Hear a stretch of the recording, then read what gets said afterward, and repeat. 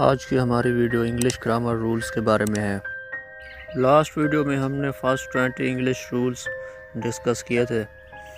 اب مزید 10 English rules discuss کرتے ہیں۔ رول نمبر 21 ہے، کچھ ناؤنز ایسے ہوتے ہیں جو شکل کے لحاظ سے تو پلورل معلوم ہوتے ہیں لیکن ہوتے وہ سنگولر ہیں، یعنی ان کی فارم جو ہوتی ہے وہ پلورل میں ہوتی ہے لیکن ہوتے وہ سنگولر ہیں۔ فار ایگزامپل ہمارے پاس ناؤن جو ہیں وہ ہیں اکنامکس، میتھمیٹکس، فزکس۔ اس طرح کے جو ناؤن ہیں ان کو ہم پلورل کاؤنٹ نہیں کرتے ہیں، ان کو سنگولر کاؤنٹ کرتے ہیں۔ For example economics are my favourite subject, یہاں پر اکنامکس کے ساتھ آر لگا ہوا ہے تو یہ انکریکٹ ہے۔ اسے ہم کہیں گے economics is my favourite subject. اسی طرح سے نیکسٹ ایگزامپل ہے physics are interesting subject, physics is interesting subject. Is کہیں گے کیونکہ فزکس جو ہے وہ سنگولر ہے۔ اس کے علاوہ اور ایگزامپل ہے ہمارے پاس میتھمیٹکس ور ٹف سبجیکٹ، یہاں پر ور کا استعمال نہیں کریں گے کیونکہ میتھمیٹکس کو ہم سنگولر کے طور پر لیتے ہیں، تو ہم کہیں گے mathematics was a tough subject. آئیے بڑھتے ہیں اپنے نیکسٹ رول کی جانب۔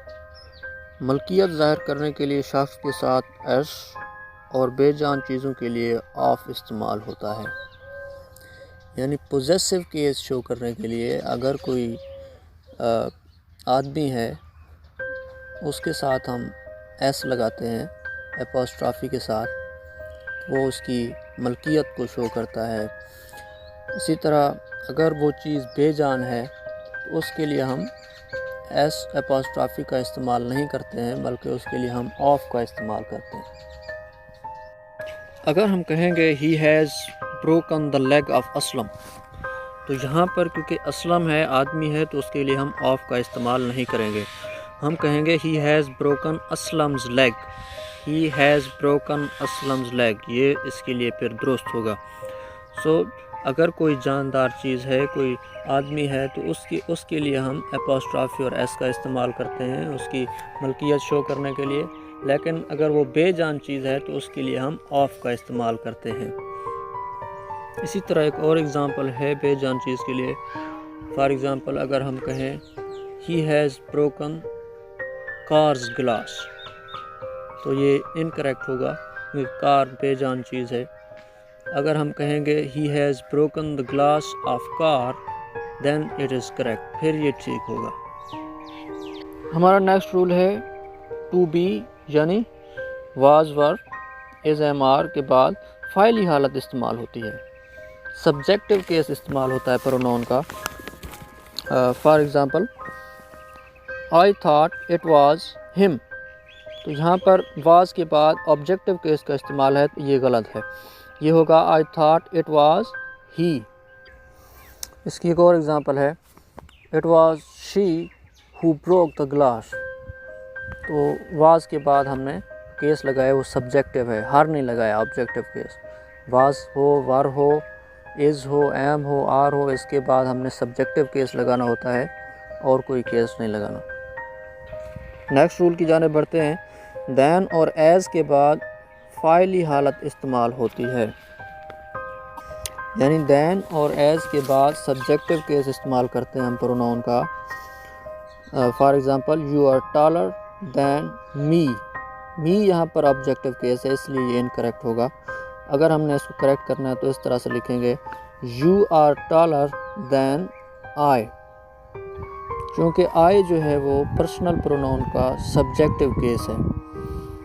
ایز کے بعد اور دین کے بعد ہم استعمال کرتے ہیں سبجیکٹو کیس، آبجیکٹو کیس نہیں۔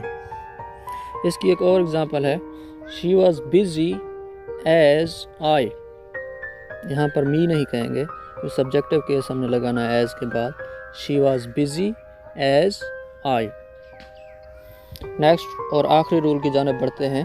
اس ویڈیو کا آخری رول ہے لیٹ اور بٹوین کے بعد مفعولی حالت استعمال ہوتی ہے، لیٹ اور بٹوین کے بعد مفعولی حالت استعمال ہوتی ہے، یعنی آبجیکٹو کیس استعمال ہوتا ہے پروناؤن کا۔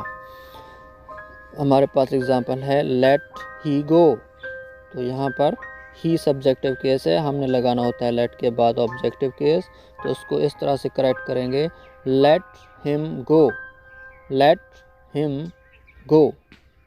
اس کی ایک اور اگزامپل ہے، بٹوین کا استعمال کرتے ہیں، شی واز سٹنگ بٹوین اس، تو بٹوین کے بعد ہم نے آبجیکٹیو کیس لگایا وی کا، ہم اس طرح سے نہیں کہہ سکتے ہیں شی واز سٹنگ بٹوین وی، ہم کہیں گے شی واز سٹنگ بٹوین اس، کیونکہ بٹوین کے بعد ہم نے آبجیکٹیو کیس لگانا ہوتا ہے پرونون کا۔ آئی ہوپ کہ آپ کو اس ویڈیو کے گرامر رول سمجھ میں آئے ہوں گے۔ اس کے بعد ہم اپنی ویڈیوز کی سیریز کا سلسلہ جاری رکھیں گے، اور انشاءاللہ گرامر کے تقریباً 100+ جتنے بھی رولز ہیں ان کو ہم کور کرنے کی کوشش کریں گے۔